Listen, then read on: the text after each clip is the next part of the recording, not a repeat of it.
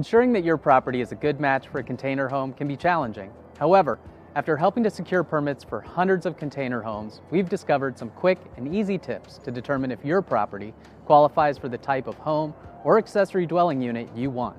Here's how to do it. Google the city or town where your property is located, followed by GIS or zoning map. This will lead you to a zoning map or geographic information system map. Locate your property on the zoning map and verify its zoning designation. This will be something like single family, multifamily, or commercial. In this case, single family or SF3. Search for your city's name along with the zoning of your property. Click on the zoning guide. In this case, we're using Control F to find SF3, which is our zoning designation. This will help determine if your property's zoning regulations allow for a container home, and more specifically the site development standards, which dictate the square footage requirements, if any, and what the setbacks are, which will determine where you can place your container home on your property.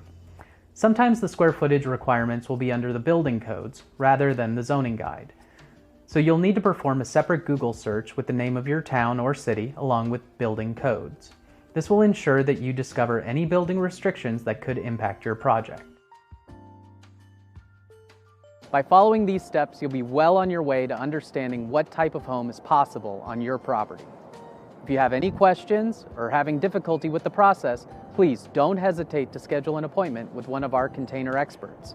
And ask about purchasing a feasibility study to determine whether your property is a good fit for a container home.